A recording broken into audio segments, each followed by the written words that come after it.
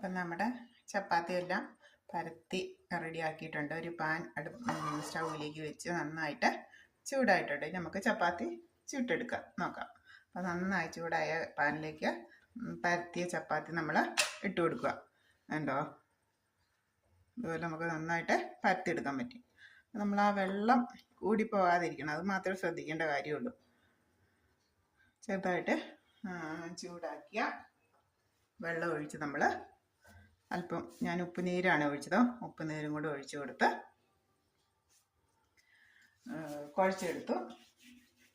കൈകൊണ്ട് നന്നായിട്ടൊന്ന് പ്രസ് ചെയ്ത് കൊടുക്കുകയാണെങ്കിൽ നന്നായിട്ട് നമുക്ക് സോഫ്റ്റായിട്ട് കിട്ടും ചപ്പാത്തി കുഴക്കുന്ന. അത് ഞാൻ കുഴക്കുന്ന വീഡിയോ ഇട്ടിട്ടുണ്ടല്ലോ.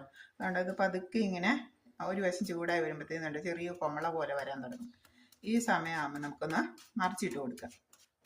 നന്നായിട്ട് നമ്മൾ പ്രസ് ചെയ്ത് നമ്മൾ കുഴച്ചാലുണ്ടല്ലോ ഇതിങ്ങനെ എയർ, അതിൻ്റെ ഉള്ളിലുള്ള എയർ പുറത്തേക്ക് കൊമളകളായിട്ട് പോകും. ഉണ്ടോ? കൊമള പോലെ വരുന്നുണ്ടോ? നന്നായിട്ട് നമുക്ക് പൊങ്ങി കിട്ടും. എല്ലാ ഭാഗവും ഒന്ന് തിരിച്ച് ഇട്ട് കൊടുത്ത് ആദ്യം നമ്മൾ ഇടുമ്പോഴത്തേക്കും പാൻ നന്നായിട്ട് ചൂടാവണം. നന്നായിട്ട് ചൂടായാൽ പെട്ടെന്ന് തന്നെ അത് ഇതുപോലെ പൊള്ളി കിട്ടും.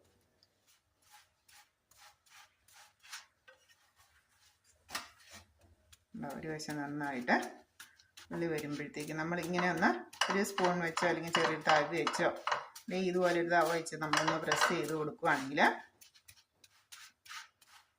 ഉള്ളിലുള്ള എയർ പുറത്തേക്ക് പോകും. അപ്പം ഇങ്ങനെ നമുക്ക് നന്നായിട്ട്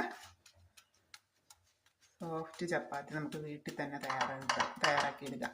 ഇനിയിപ്പോൾ ഇതിലേക്ക് അല്പം നെയ്യും കൂടി ഒന്ന് തടവി അതിന് സൂപ്പറായിട്ടുള്ളൊരു കറിയും കൂടി ഉണ്ടെങ്കിൽ നമ്മുടെ കുട്ടികൾക്കൊക്കെ വളരെ ഇഷ്ടപ്പെടും. നമുക്ക് അടുത്ത ചപ്പാത്തി ഇട്ട് കൊടുക്കാം. കല്ലിപ്പോൾ നന്നായിട്ട് ചൂടായാണ് നിൽക്കുന്നത്.